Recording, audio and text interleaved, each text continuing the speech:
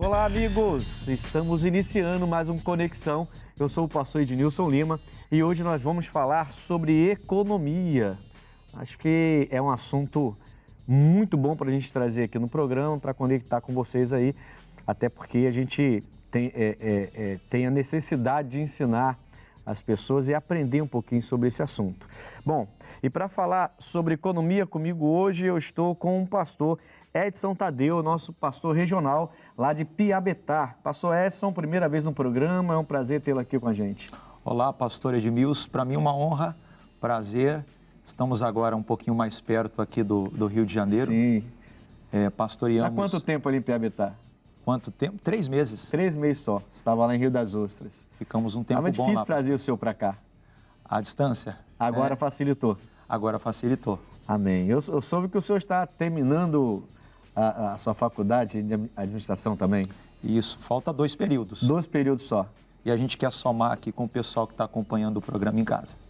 Glória a Deus. Vai somar bastante com a gente aqui e eu tenho certeza que você vai sair abençoado do nosso programa Conexão de hoje. Também comigo aqui, esse já é figura, carimbada, que o pessoal fala, né?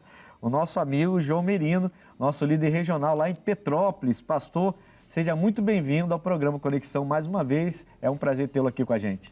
Olá, pastor Ednilson. Olá, pessoal de casa. Que Deus abençoe grandemente. É uma grande honra estar aqui no programa Conexão. Creio que vai ser bênção, principalmente o tema economia, que é algo que precisa ser falado, né, entre os cristãos.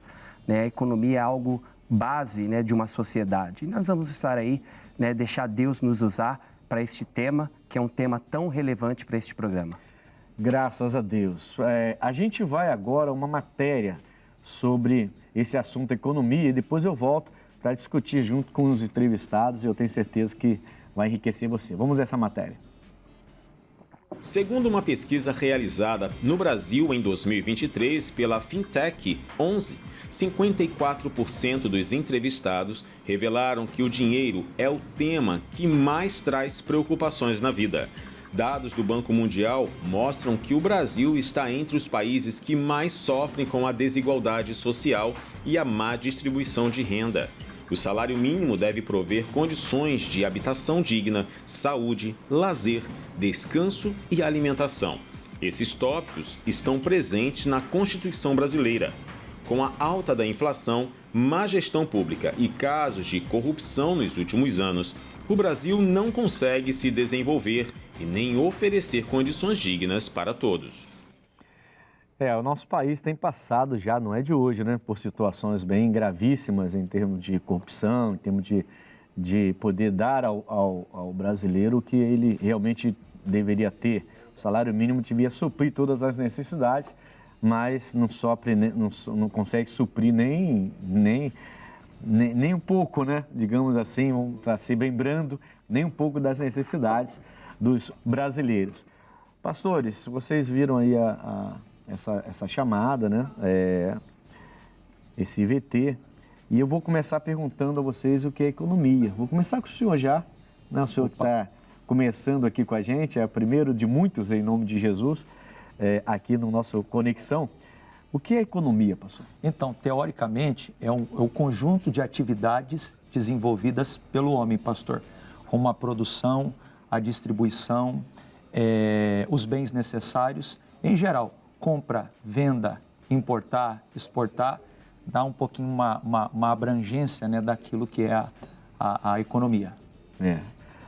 Isso é interessante, né, pastor? Porque eu até já vou para o segundo, porque eu acho que esse termo técnico tá ótimo para mostrar o que é uma economia, né? Mas, assim, para perguntar ao senhor sobre, em relação ao sistema de economia, né? Que a gente tem um sistema capitalista, mas muito se fala sobre esse sistema capitalista. Ele se inicia e cria um certo rebuliço no início, mas depois globalizou praticamente, né? Você praticamente tem no país inteiro, no mundo todo, os países são capitalistas, né? É um sistema que parece que vingou, né? E um outro socialista lutando contra o capitalismo, um socialismo que já não é o mesmo socialismo, né? Com a mesma ideia que se tinha no início do socialismo. Então, o capitalismo parece que realmente vingou. Pastor João Merino, você é a favor, vou jogar o senhor no fogo, o senhor é a favor desse sistema econômico, o capitalismo?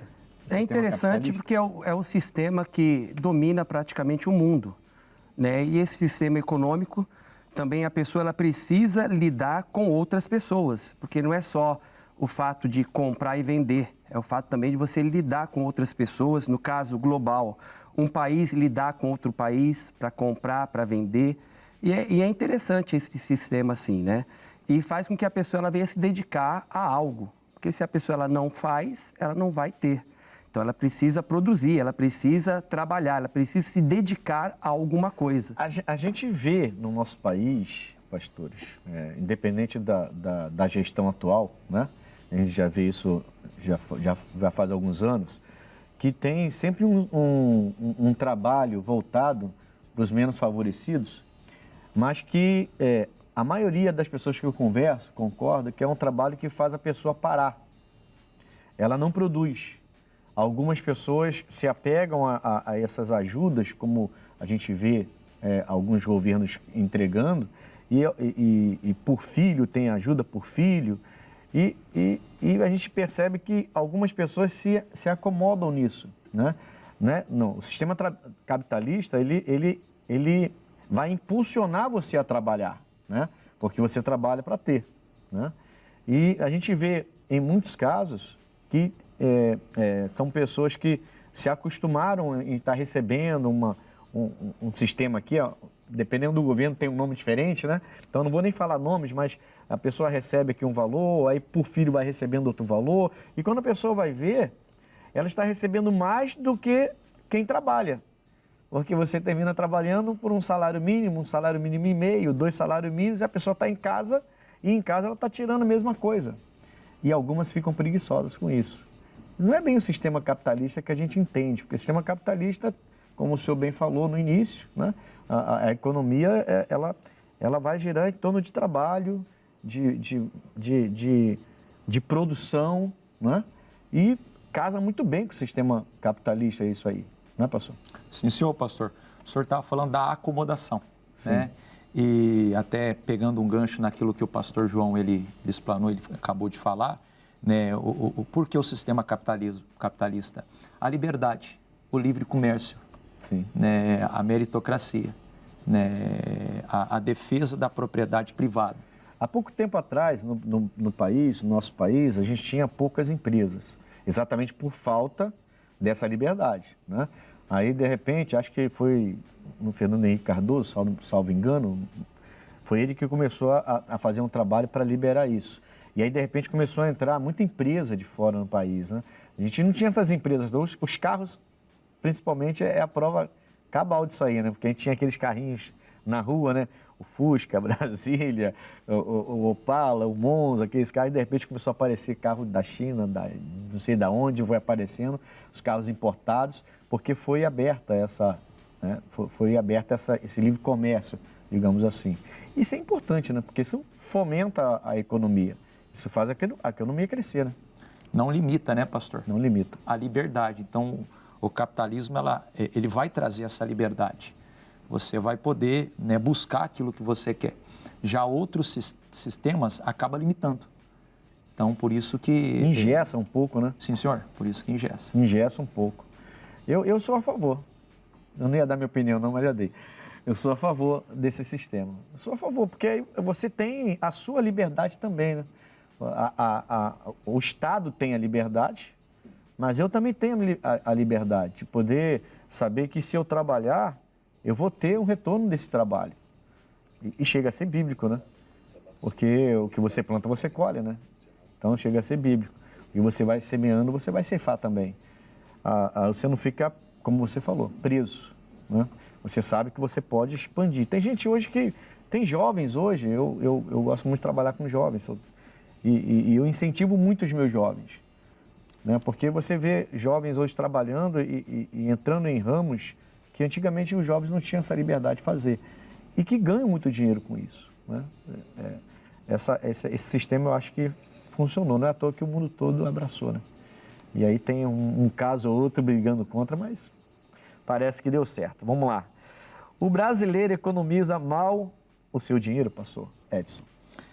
O brasileiro. Eu tenho certeza, pastor. Eu vi uma pesquisa, né, que 77% da população brasileira ela está endividada. Então, já é um reflexo... Quer dizer, 23% não tem dívida. Sim, senhor. 77%. Só os ricos, então, não tem dívida.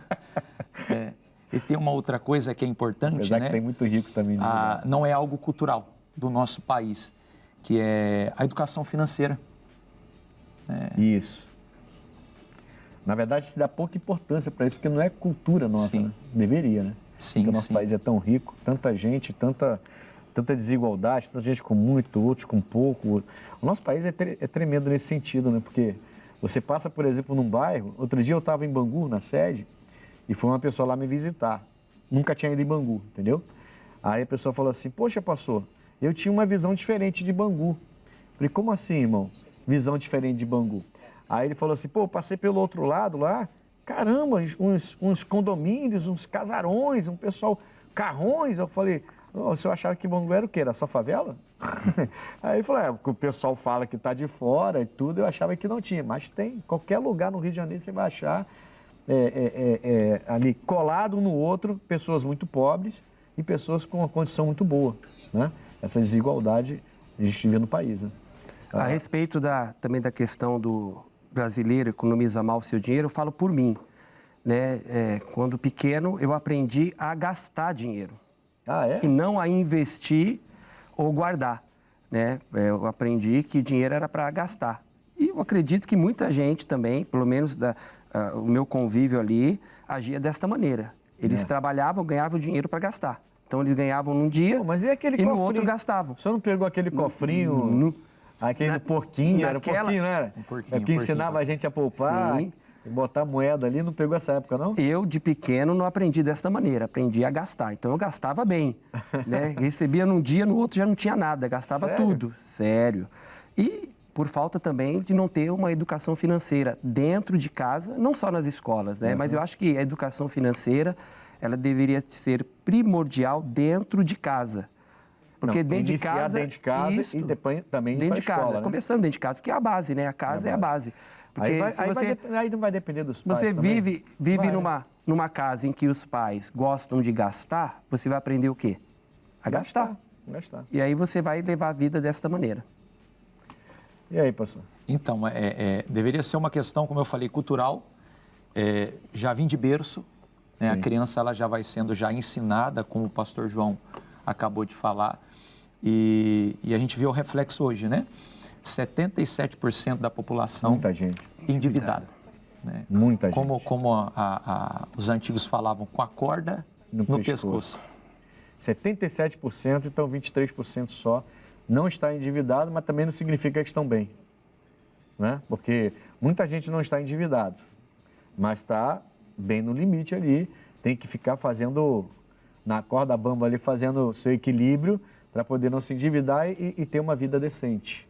Né? A gente está vivendo isso num país tão rico como o nosso, que não deveria ser desse jeito, mas essa falta da cultura de economizar, como o pastor falou, isso eu lembro na minha juventude, quando meu pai levava aqueles negócios lá do banco de porquinho, que começaram a ensinar a poupança, para guardar na poupança, e ele tentava ensinar isso, mas não sobrava dinheiro. Então a gente não tinha condição de poupar. Mas pelo menos um pouquinho do ensinamento ficou, porque a gente vai lembrando das coisas, né? E isso afeta realmente quando você vai crescendo. Porque você tem pais que falam sobre isso, que mexem com isso, que te ensinam isso. E aí fica a orientação para os pais que ensinam seus filhos só a gastar, né, pastor? Isso é verdade. Economizar, né? E é interessante que quando você aprende, você faz correto. Por exemplo, quem poupa não tem que poupar sobra. Porque se você for poupar sobra, não sobra. Então você tem que priorizar. Então quando a pessoa ela aprende, então ela é ensinada a priorizar. Então daquilo que vem na mão dela, ela vai priorizar uma parte e investir ou guardar aquele valor. Parece que o básico na economia, pastor Edson, é que 30% do que você ganha você deveria gastar, né? E toda a sua dívida, a gente vai pesquisando, como passou também, a gente faz reunião financeira e tudo, né? Então, tudo que você tem de gasto deveria entrar dentro dos 70%. Nós, pregadores e os evangélicos, nós temos já o dízimo que a gente tira, né? Então, o que a gente ganha, a gente já não conta com o dízimo que a gente entende que não é nosso. Então, você já fica com 90%. Aí, esse 90% para a gente se torna 100%, porque o dízimo a gente não conta com ele, certo?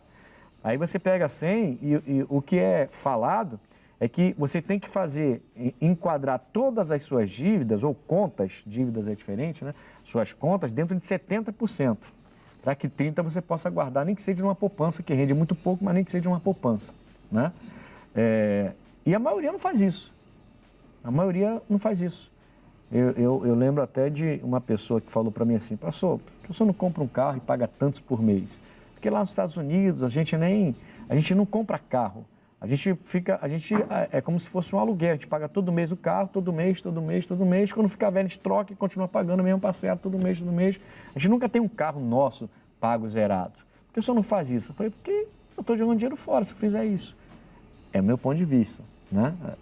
É a nossa cultura. Eu estou jogando dinheiro fora se eu fizer isso. Essa parcela eu poderia investir, né? E só que aí você percebe que a maioria das pessoas dizem que não tem dinheiro para investir, mas estão com parcelas altas desse jeito. Aí é a cultura que o senhor falou, né? Eu vim de um lugar, pastor, eu vim do interior de São Paulo, né? Pertinho ali da divisa a sua maneira de falar não te entrega. Do Paraná. Não entrega. E por que eu estou falando? Porque a cidade a qual eu vim, a gente tem um pessoal, né, que vem do Japão, a cultura japonesa é muito predominante. E eles são exemplo, sim, né? A cultura japonesa. E o pessoal costumava falar que eles costumavam, né, guardar uma grande parte daquilo que eles ganhavam. Exemplo é porque depois da Segunda Guerra Mundial, né, o país foi totalmente destruído e eles conseguiram reerguer o país do zero. Então fala-se, né, não sei se há veracidade, mas de guardar de 20% a 30% daquilo que eles ganham. É isso aí, é 30%. 70% você encaixa toda a sua conta em 70% e 30% você gasta, guarda. Se você consegue fazer isso, guarda no sentido de investimento. Não é no colchão como os antigos faziam, não. Investir, né? E hoje tem uma facilidade com a internet, né? Porque se você for na internet, você tem várias pessoas te ensinando a investir. Então você aprende a investir em carteiras, CDB, essas coisas assim, no imobiliário, enfim. Dá para a pessoa fazer se ela se controlar, não ser gastão como o senhor era. Hoje o senhor não é, porque o senhor tem cara de magnata hoje. Não. Hoje eu aprendi a administrar melhor aquilo que vem na minha mão, né? Conforme você vai aprendendo, né, na igreja... mais dicas para investimento com na igreja, a gente vai aprendendo a lidar com o dinheiro, né? A própria palavra ensina pra gente. Sim, a própria palavra. Vocês têm que... E Deus, Ele é o nosso supridor, né? A gente coloca Ele à frente, Ele supre a nossa necessidade e... Mas aquilo que vem nos ensina a tomar nossas decisões. Tanto é que tem uma passagem interessante lá em João, que quando ele multiplica pães e peixes, sobra 12 cestos e ele manda guardar. Ele fala, nada pode ser desperdiçado. Que o cristão, ele tem que aprender a usufruir do que vem nas mãos sem desperdiçar. O problema é que tem pessoas que desperdiçam, né? E o desperdício é o que faz falta. A cultura no Japão. Que o Japão ele passa pela guerra, a Segunda Guerra, e é destruído, mas além disso ele enfrentou várias catástrofes naturais seríssimas, né? E está aí de pé, nem parece, está à frente da gente anos-luz aí, e nem parece. A gente realmente precisa orar bastante pelo nosso país e pelos governantes do nosso país, porque para diminuir cada vez mais a corrupção, para a gente poder usufruir de uma vida muito melhor, que a gente tem toda a condição de fazer, a gente tem toda a condição de pular para o primeiro mundo, mas se essa conversa já é antiga, né? E a gente entra um, sai outro, entra um, sai outro, entra um, sai outro, a gente não consegue ver isso acontecer. Bom, dando sequência, eu quero fazer essa pergunta, quero que vocês respondam como pastores agora.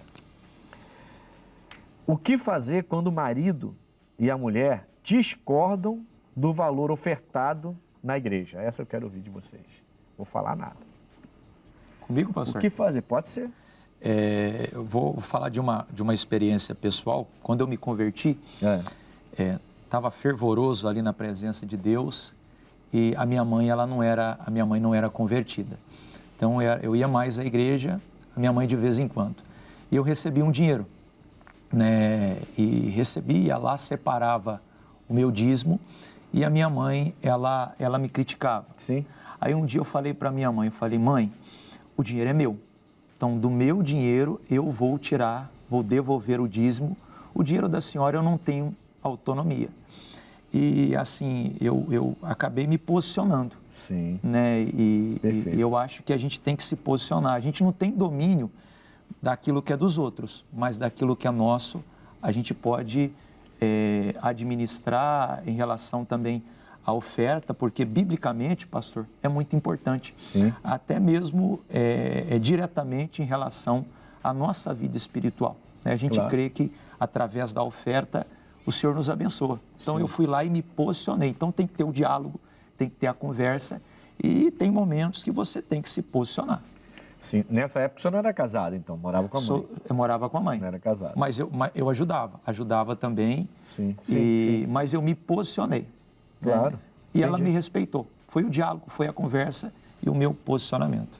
Que coisa boa, né? O diálogo ele é importante, né? Mas tem, por exemplo, casais que um é convertido e outro não. Aí se torna ali uma situação diferente. Quando os dois são convertidos, o diálogo se torna mais fácil. Agora, quando não é convertido, aí vem a sabedoria de Deus para poder a pessoa proceder. Então, mas você tem um casal, aqui a pergunta é sobre marido e mulher, certo? Sim.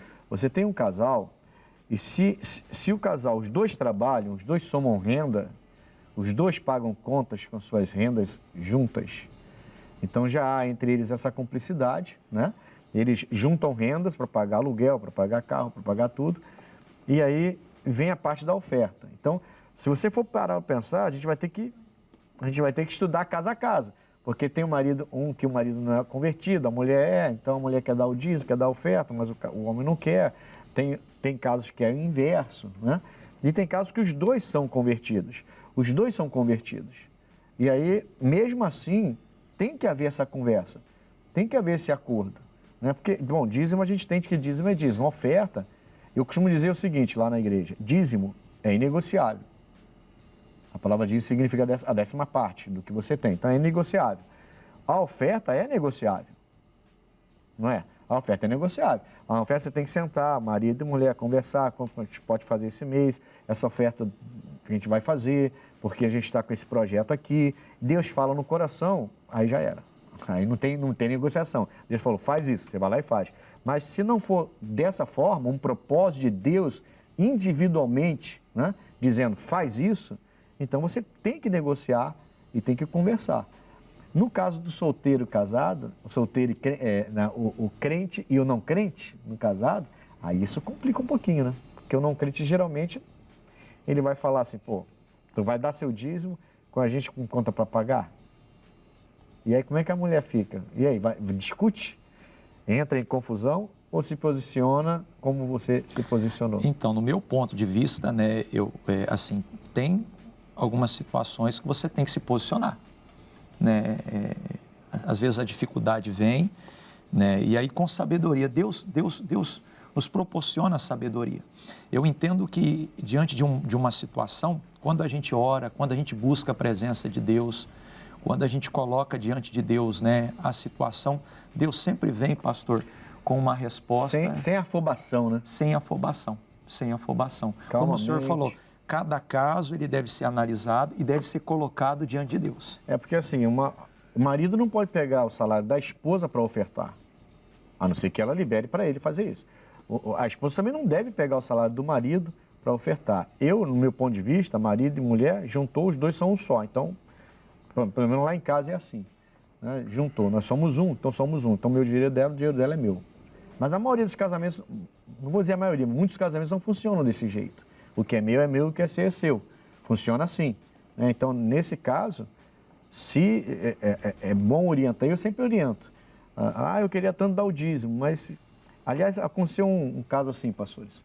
A irmã não queria ser dizimista e não conseguia dar o dízimo. Por quê? Porque o marido dela já sabia que ela era crente, então ele dava um dinheiro para ela ir no mercado comprar e na volta ela tinha que mostrar a nota e o dinheiro, o troco.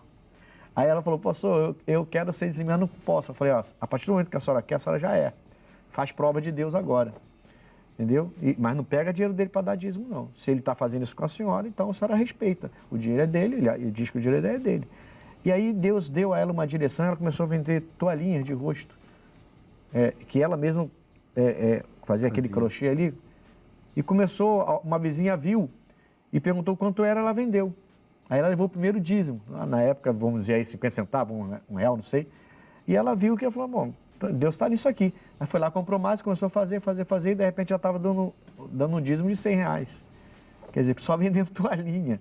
E eu orientei ela, não vai pegar do seu marido.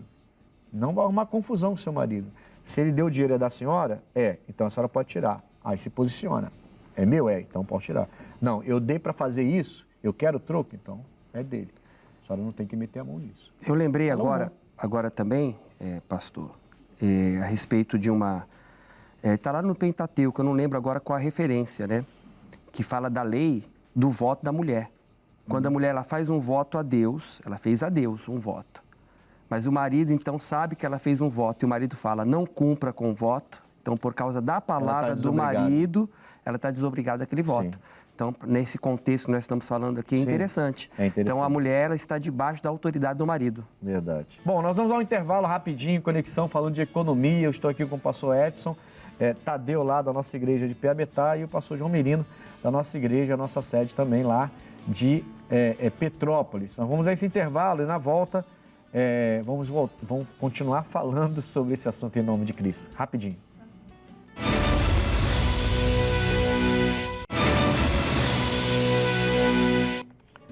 Voltamos com Conexão, eu sou o pastor Ednilson Lima e nós hoje estamos falando sobre economia. Eu estou aqui com o pastor Edson Tadeu, da nossa sede regional lá de Piabetá, e também com o nosso pastor líder regional lá de Petrópolis, o João Merino, nosso pastor amigo aqui do programa Conexão. E, pastores, daqui a pouquinho nós vamos falar mais sobre esse assunto, porque primeiro eu vou chamar uma reportagem, o abre aspas, né? Vamos abrir aspas para o programa Conexão. Vamos lá, abre aspas. Economia do Brasil está ruim para 53% e boa para 28%, diz pesquisa Atlas Intel. A situação econômica do Brasil é avaliada como ruim para 53% da população, enquanto 28% afirmam ser boa e outros 19% pontuam que é normal. Segundo pesquisa da Atlas Intel, divulgada no dia 7 de março de 2024. A pesquisa também revelou que a situação do emprego é ruim para 57% dos brasileiros. Para 19%, o cenário é bom e 24% avaliam como normal. Já a situação econômica da própria família é apontada como ruim para 34%, boa para 23% e normal para 43% dos entrevistados. O levantamento também mostrou que 50% dos brasileiros afirmam que a situação econômica vai melhorar daqui a 6 meses. Para 42%, o cenário ficará pior, enquanto 9% dizem que a situação estará igual. A fonte é cnnbrasil.com.br. E aí, pastores, o que vocês acham desses números aí? É interessante que 53 acha que está ruim a economia, né? 28 diz que está boa, 19 normal. Mas aí você vai para outra pesquisa, aí diz que a situação do emprego é ruim para 57%.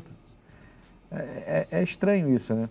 Você tem 28% afirmando que a situação é boa, mas 57% dos brasileiros estão com problemas de emprego. Né? E 19% no cenário é bom e 24% avalia que é normal. Aí a família já aponta com 34% ser ruim, 34%, boa 23% e normal 43% dos entrevistados. Interessante, coisa, né? A maioria dos tópicos, as pessoas estão pontuando como ruim o cenário econômico aí, financeiro, né, nas áreas que foi abordada aí. Mas é interessante, o senhor falou que 50% tem um pensamento positivo de que vai melhorar. Você vê que é uma porcentagem boa. Também mostrou que 50% dos brasileiros afirmam que a situação econômica vai melhorar daqui a 6 meses. Então, a esperança de melhora, ela tá 50%. A pesquisa foi feita, divulgada dia 7 de março de 2024. Quer dizer, março, abril, maio, junho, julho, agosto, setembro. Lá para o final do ano, então, a situação estaria melhor para o nosso país. E aí? Tomara, né, pastor? Porque a perspectiva é sempre para o futuro. Né? Sempre para o futuro. Aí daqui a 6 meses vão dar mais 6 meses. Tomara que venha se cumprir, né? Tomara. Né? Porque sempre para frente. Ano que vem. Foi o que eu falei no bloco anterior, pastores. Quando eu falei da Covid, né? Eu entendo que quando chega a Covid, a gente estava cheio de esperança de um momento muito próspero para a gente, muito melhor. Tinha essa esperança no coração do brasileiro. Tinha essa esperança. Aí a Covid vem, aí atrapalha tudo, ninguém conseguiria. Aí, lógico, aí tem aquelas brigas políticas, que eu não quero nem saber disso, aquelas brigas políticas, botando culpa em um, botando culpa em outro. Esquece. Ninguém conseguiria fazer nada grandioso com o que a gente passou na Covid. Né? As ruas vazias, os lugares fechados, alguns conseguiram trabalhar em home office, e alguns nem conseguiram. Eu costumo falar que reconfigurou. A Covid reconfigurou o mundo, não foi só o nosso país. O mundo foi reconfigurado através da Covid. Então, a economia geral quase que colapsou, digamos assim, né? Mas, graças a Deus, a gente conseguiu passar e estamos aí. 6 meses, bom, vamos lá, opinião, nós 3 aqui. O senhor acha que 6 meses vai estar melhor? Até setembro, outubro do ano que vem? Desse ano. Desse ano, 6 meses. Pastor, tomara, né? Não, ele tá fugindo da pergunta. Logo o senhor... Não, o senhor está pela primeira vez. O senhor tem que falar sim ou não. Só ele que tem o direito de falar tomara. Que já está aqui 3 vezes. O senhor é a primeira. Eu acho que não. Acho que não, né? Acho que não. E aí? A expectativa que a maioria das pessoas tem...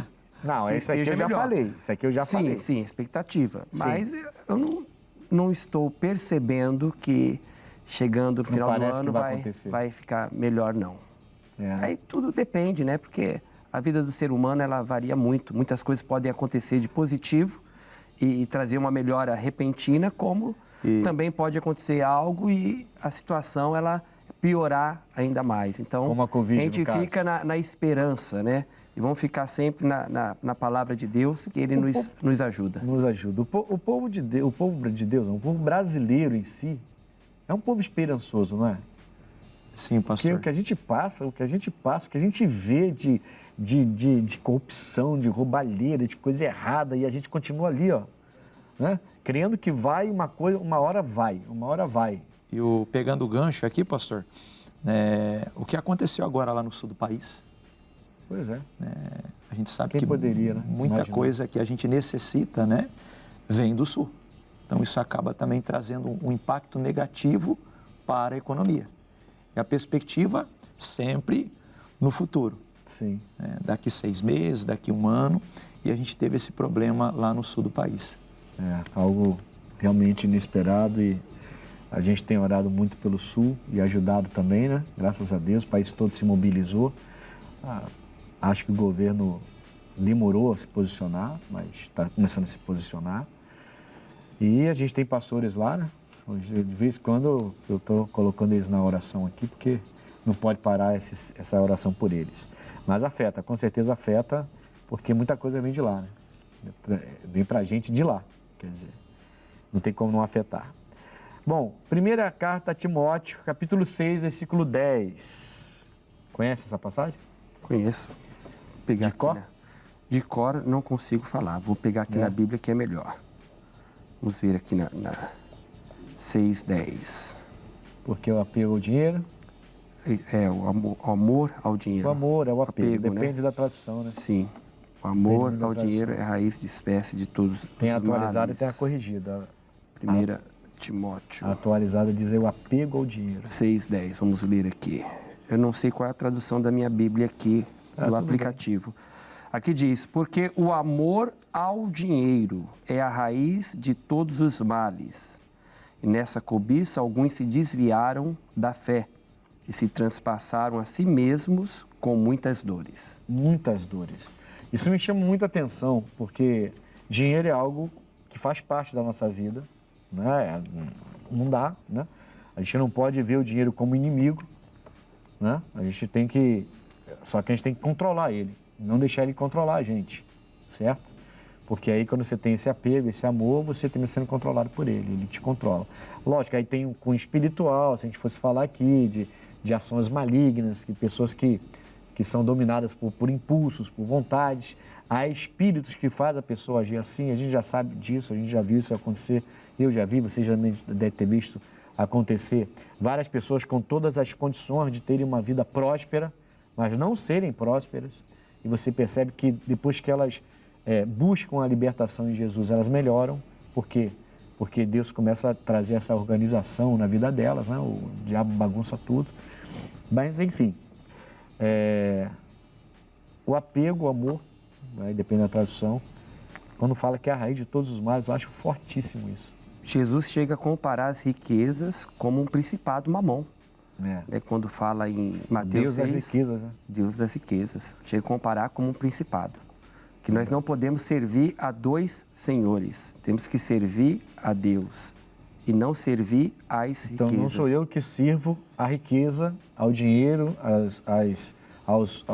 às bênçãos que eu conquisto. Elas que têm que me servir. O dinheiro que tem que me servir. Não é isso? O dinheiro tem que ser o servo, né, pastor? Sim. Não o senhor. Mas muitos têm um entendimento errado.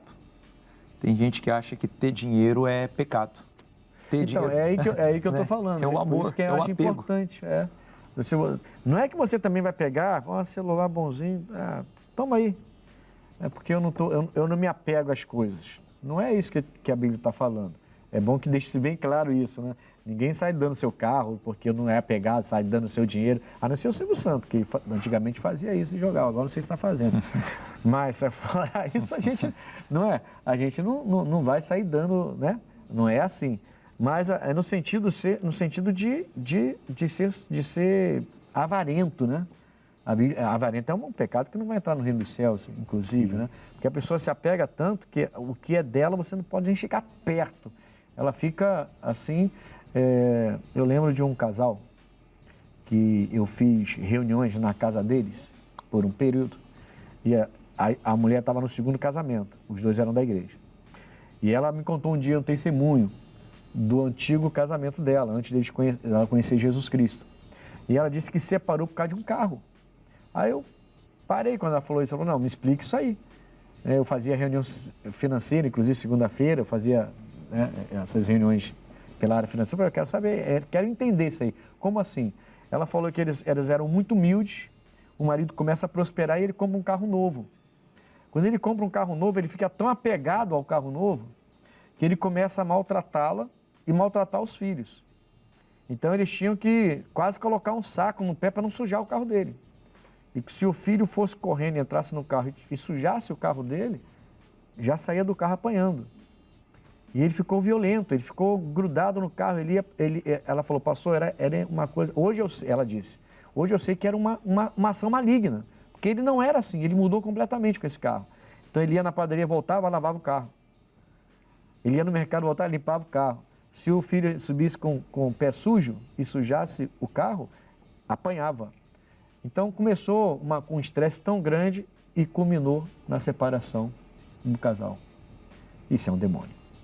E isso é um apego às riquezas, ao mamon, que Jesus falou, você não deve servir. Né? Sim, senhor pastor. Ter não é pecado. O erro é quando você se apega, né? Quando você é servo deles. Né? Quando a gente coloca o dinheiro como nosso senhor. Troca até princípios, coisas que a gente aprendeu, né, e que a gente deve levar como primícia da nossa vida pelo dinheiro. Eu lembrei até da passagem de Deus com Abraão, que Abraão teve um filho, uma bênção, né, a promessa, e dá-se a entender que ele estava colocando o coração mais em Isaac do que em Deus. E Deus falou assim, vamos ver onde está o teu coração. E Deus provou Abraão dizendo para que ele desse Isaac como sacrifício. Porque ali estava querendo mostrar onde está o coração. Então não é só o dinheiro, né? O amor ao dinheiro, mas não, então, o amor... por isso que eu falei, o dinheiro é no sentido de tudo, né? tudo, né? Que você Sim. tem, que você conquista, e aí você termina se apegando tanto àquilo ali que você esquece dos princípios éticos que você tinha, princípios religiosos que você tinha, e de repente você começa a mentir, enganar, você começa a... Enfim. Aquele jovem que Jesus o chamou, né? Faltava uma coisa para ele. Vende tudo que você Uma tem. pessoa religiosa, muito religiosa, né? Pelo texto você vê que ele era muito religioso. E ele era apegado. Faltava uma coisa, pastor. Jesus conhecia o coração dele. Eu costumo dizer, eu gosto de achar, não está na Bíblia, eu gosto de achar que esse jovem, se ele fosse disposto a fazer o que Jesus mandou, ele seria o apóstolo Paulo. Entendeu? Semelhante ao apóstolo Paulo. E talvez ele fosse o líder da igreja, não Pedro. Ele ia ser grande. Ele ia ser grande na mão de Jesus. Mas ele estava tão apegado às riquezas que ele não entendeu isso. E olha, interessante que a pergunta dele é o que eu faço para herdar o reino dos céus. Mas só que ele tinha muita riqueza aqui na terra. Se ele fosse um dos apóstolos, imagina a posição que ele estaria no céu. Ele não ia perder, ele ia ser um dos grandes nos céus. Ninguém perde quando obedece o que Deus está falando. Só que foi o que eu falei em off aqui, né? Às vezes, quando Deus nos pede alguma coisa que é grande demais para a nossa mente humana entender, a gente mete o pé no freio porque a gente fica com medo. Né? O barco vazio, com Pedro lavando a rede. Aí Jesus fala, deixa eu entrar no seu barco e afasta um pouquinho para eu falar com a multidão. O Pedro deu o barco. Ele afastou um pouquinho, falou com a multidão. Depois ele falou, agora vamos lá, Pedro, vai para o alto mar e joga a rede novamente. Pô, voltou com o barco cheio, passou a noite toda sem pescar nada e agora ganhou o dia de trabalho dele. Porque obedeceu a Jesus Cristo. Então, mas as pessoas não entendem isso, né? Cabe a nós fazê-las entender, ajudá-las para entender isso aí. Vamos lá. Então, é errado um cristão investir... Vou deixar essa para o João, porque o João tem cara de investidor. Ele já falou que... No início ele falou assim, quando eu era pequeno eu gastava muito, não investia nada. E ele falou isso com aquele ar de agora eu estou bombando. Eu sou um grande investidor, pastor. Em almas. Já sei que ele vai falar. Em almas. Em almas, né? Em almas. Porque o nosso investimento é o quê? É isso aí. Não ajuntar tesouro nesta terra, mas ajuntar tesouro nos céus. E como que nós ajuntamos tesouro nos céus? O sábio é aquele que ganha almas. Isso então aí. a nossa vida, ela tem que, de alguma maneira, influenciar pessoas a se voltar para Deus ou seguir a Deus. Olha. Então a gente vai investir em almas. Pronto. Agora... Fechou. A questão nossa aqui de criptomoedas, porque a pergunta está aqui, é errado? Que é uma pergunta assim, investir em criptomoedas? A nossa resposta, né, é errado? Eu vou falar sim ou não. Mas essa pergunta tem que ficar aberta, né? Porque depende muito. Depende de quê? Fala pra Depende. Primeiro, a pessoa tem que saber o que é uma criptomoeda. É uma moeda virtual. Entendeu? Virtual. Que pode ser trocada. Sim, mas uma moeda corrente. Como fazer para investir, por exemplo? Porque não é só, entendeu? Sim. Tem que saber investir. O porquê então, por isso que depende muito. Porque se o cristão for querer investir em criptomoeda sem conhecer o fundamento, ele não vai investir, ele vai perder dinheiro. Então, ele tem que saber investir para poder não perder.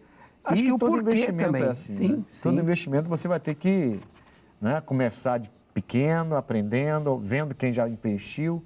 Eu não sou investidor. Mas eu converso com pessoas que investem. Né? A gente termina conversando, a gente é pregador. E a gente vê sempre que começaram por baixo. Um pouquinho aqui, um pouquinho ali. Algumas coisas que são para pequenos investidores, não são para grandes investidores. E a criptomoedas são moedas virtuais, são várias no caso. Né? Você tem que ver qual é que está melhor no mercado para investir nelas, ou deixar de investir naquela e investir na outra, para saber se aquela vai render você tira e troca. Enfim, é essa dinâmica de investimento. A pergunta é pecado? Você vai lá, digamos que você vá, digamos que você vá no YouTube, aí chega lá, tem uma pessoa ensinando sobre investimento, aí você assiste o canal dela, você então compra um pacote do curso para aprender e ela te dá lá 5 criptomoedas e mostra, essa aqui tem tudo para crescer e você vale a pena investir, você está investindo, investe pouco e depois você, quando crescer, tal tempo crescer, você pega e investe nessa aqui, porque essa aqui daqui a alguns meses vai crescer. enfim, reparte o seu investimento em outras coisas, enfim, te dá toda a orientação. Aí o senhor é pastor, né? Aí você olha assim e fala, pô, eu estou com um dinheirinho guardado, não rende nada, está lá parado e daqui a pouco vai sumir. Eu vou investir nisso aqui. Seria pecado? Pecado não. Mas eu acho que tem que buscar o conhecimento e começar aos poucos. Em Provérbios capítulo 8, a palavra de Deus fala que a melhor amiga da sabedoria é a prudência. Começa com os poucos. Você tem 10 ovos, você vai colocar os 10 ovos no mesmo cesto? Sim. Coloca um. E assim a pessoa vai experimentando e ali ela vai vendo se aquilo... Vai pegando experiência. Vendo se o que aprendeu é verdadeiro. Sim. Porque é muito volátil, digamos assim. Né? O risco é muito grande. O risco é muito grande. Tem uma grande volatilidade. Então, se ela está disposta a correr riscos, né, isso vai de cada um. Tem gente que tem os pés no chão. Porque tem investimento que são... Sim. Não tem risco nenhum. Você bota na poupança, tá parado lá, vendendo 0,0001%. Mas vai render pouquíssimo, mas também você não vai perder dinheiro. Está lá parado.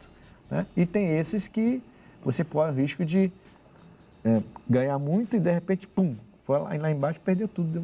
E depende muito também, né, do propósito da pessoa, né, e do que Deus tem para ela também. Porque, no caso, para investir, ela vai ter que gastar um tempo analisando, pesquisando, sim. Né? Aí, no caso, tem que ver o que a pessoa faz. Às vezes, é melhor ela pegar o dinheiro dela e investir em algo que não vai dar dor de cabeça. Que não vai dar dor de cabeça, exatamente.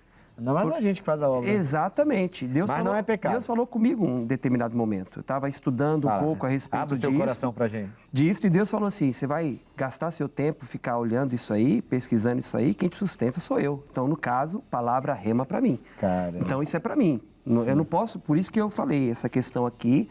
Bem pessoal. É bem pessoal. Para mim, Deus falou assim, para, mandou parar na hora. Mas a pergunta em si... Sim. Não é pecado. Né? Não é pecado. O cristão investir em criptomoedas. Ok. Então não é pecado, tá bom? Mas pense direitinho. Para investir, não investe em qualquer lugar, para depois você não ficar chorando aí. Minha mãe fala, chorar na cama que é lugar quente. Vamos ao quadro Opinião, vamos às ruas agora. Vamos ver o que os nossos repórteres conseguiram puxar do povo na rua, né?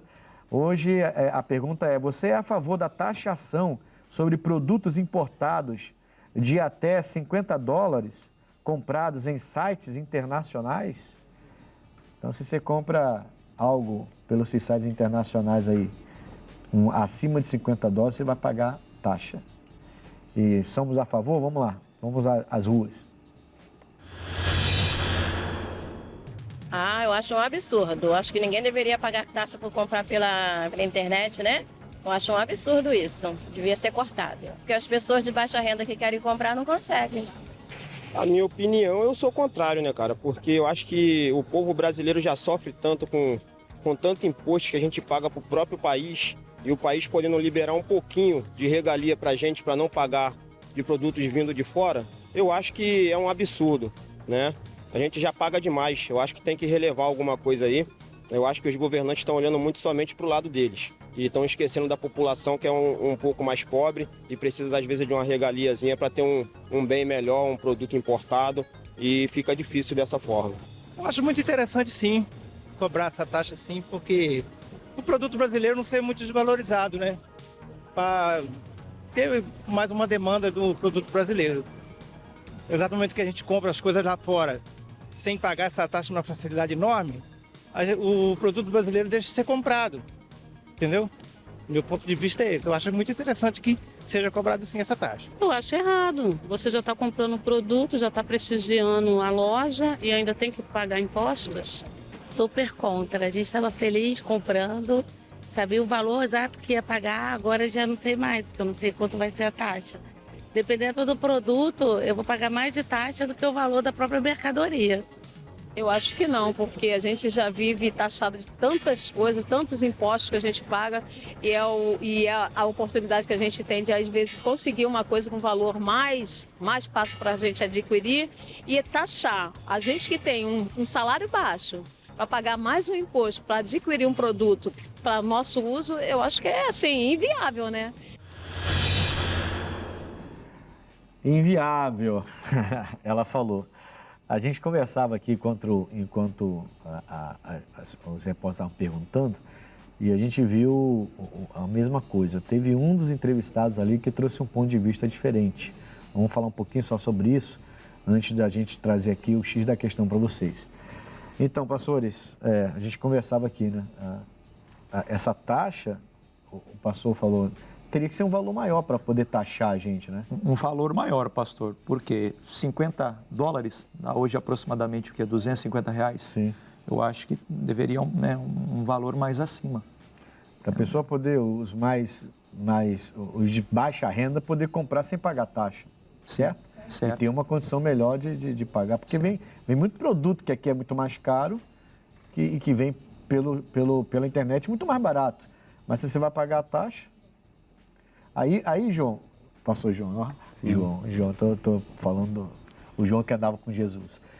Pastor João, o senhor comentou assim, tem um senhor ali que falou assim, mas eu acho que tem que cobrar sim, sobre $50. Por quê? Porque valoriza o nosso produto. É uma outra visão, né? É uma outra visão. Aceitável. Porque geralmente quem compra quer encontrar um menor preço e não quer que tenha imposto. Mas, né, na economia ela é muito relativa, né? Tudo vira uma bola de neve, né? Se compra fora, não está comprando produto daqui de dentro. E aí pode ser que alguém fique desempregado por causa disso. Então, tem que... quem sabe mais é o pastor Edson, está estudando economia. Mas parece que foi Deixa ele falar dessa área, mas tem uma Tem coerência. Uma coerência nisso. Parece que foi uma pressão das varejistas, né, falando que o mercado estava desleal. Então, não, tem isso também. Isso né? aí. Tem isso também, porque se você paga seu imposto aqui no Brasil, coloca uma xícara dessa para vender, e aí a pessoa vai lá e compra metade do preço e não paga imposto nenhum, eu acho que a ideia é mais ou menos isso que você está falando, né? Então, para as grandes varejistas, né, a competição estava desleal. Sim. Mas é o valor, porque R$250 é pouco. Deveria aumentar um pouquinho, né? $500 daria aproximadamente uns R$2.500. Para comprar um celular. Aí cobra taxa. Pelo menos um celular. Sim. Falando como... Isso eu concordo. Como consumidor, a gente vai falar que não deveria se cobrar, como consumidor. Mas aí, como cidadão, né, que a gente pensa em prol em todos, aí fica diferente a questão, né? O senhor tem ideia, pastor? Deixa eu só perguntar uma coisa, pastor. O senhor tem ideia de quanto se cobra para a empresa que vende para a gente? Não tem ideia. É porque aí está falando da gente pagar o imposto pelo produto que eles estão vindo lá de fora oferecer para a gente, né? Mas esse povo está entrando aqui no Brasil como? É verdade, pastor. Tem que ver isso, né? Qual é o imposto que eles estão pagando para os nossos Deveria governos? ser cobrado da empresa. Que eles estão entrando aqui, eles estão tirando dinheiro da gente aqui e não pagam imposto. Será que eles não pagam imposto só porque é pela internet? Tem que pagar. E não do impostos. cidadão. E aí tira o imposto da gente, porque a gente está querendo comprar. E realmente encontra muito mais barato na internet, né? Às vezes é absurdo, né? É absurdo, tá bom? Bom, nós vamos agora ao X da questão, vamos lá. Glória a Deus. O X da questão de hoje. Qual a importância de aprendermos sobre economia? Olha, eu vou dizer a você o seguinte. É importante a gente, primeiramente, colocar Jesus à nossa frente, né? Entender que Ele quer que você tenha a sua vida organizada financeiramente. É importante que você tenha a sua vida organizada financeiramente. Porque Jesus, quando ele vai preparar os discípulos a fundar a igreja, ele vai saber que a igreja vai ser a luz do mundo. Ele falou, vós sois a luz do mundo. E a gente precisa entender que toda essa economia que gera em tudo quanto é lugar, gera prosperidade, gera riqueza para uns, outros empobrece, outros enriquece, isso gera uma desigualdade muito grande. Jesus, ele pagou o imposto dele, gente. Se você for olhar Mateus, eu até anotei Mateus 17, 24 a 27, você vai ver Jesus mandando Pedro pagar o imposto dele e do Pedro também. Eu preciso imitar Jesus e fazer o que é correto, para que, pelo menos, né, a economia do país não seja afetada negativamente por minha causa. Eu tenho essa obrigação com Jesus Cristo, não é nem com os políticos, é com Jesus, de fazer a coisa certa. Então vamos imitar Jesus, que também pagou seus impostos, no nome do Senhor. Tá bom? Esse é o X da questão de hoje. Bom, eu estive aqui com o pastor João Merino, da nossa igreja lá de Petrópolis, nossa sede regional. Passou o seu endereço, os seus horários, para as pessoas te procurarem lá. Não só para falar de economia, mas principalmente falar do reino de Deus. Né? Com certeza, né? Eu me encontro hoje em Petrópolis, cidade do nosso estado aqui do Rio de Janeiro. E a nossa igreja está bem no centro, na Rua Marechal Floriano Peixoto, número 111. Reuniões ali, segunda, quarta e sexta, 8, 15 e também às 19 horas. E aos domingos, 7h30, 10, 15 e 18 horas e 30 minutos. E você que está aí me acompanhando, é o meu convidado especial, compareça, me procure. Pode até comentar que você acompanhou o programa Conexão. Vamos tomar um café junto também, porque ali a gente está aberto ali para dialogar, para conversar. A gente atende as pessoas também. Né? A gente temos as nossas reuniões, mas a gente conversa com as pessoas, a gente é alguém ligado ali e estamos ali para ajudar. Glória a Deus. Bom, estamos também, tivemos aqui, né, o pastor Edson Tadeu, nosso amigo lá da nossa sede regional em Piabetá. Pastor Edson, foi um prazer tê-lo aqui pela primeira vez no nosso programa Conexão, o seu endereço, horários, para que as pessoas lhe procurem lá em Piabetá. Prazer todo meu, pastor Edmilson. Lá em Piabetá o povo é fervoroso, povo abençoado, e a gente está vivendo uma nova experiência aqui na Baixada. E convido você de Piabetá, das proximidades, para estar com a gente na rua Benjamin Constante, número 65. Deus tem feito coisas grandes lá na nossa igreja. E os horários, segunda, quarta e sexta, 8, 10, 14 e 17. E o domingo, 4 horários. O primeiro é 7 da manhã, o segundo às 9h30, o culto da tarde por volta das 15 horas e encerrando o domingão abençoado, cheio da presença do Espírito Santo, às 18h30. É o nosso convite, vá e tome posse da sua bênção. Graças a Deus. Bom, amigos, eu estou na rua Coronel Tamarindo, 2030, em frente à estação de trem de Bangu. Todo domingo, o domingo tem sido bastante especial, 7, 9h30, 15 e 18 horas.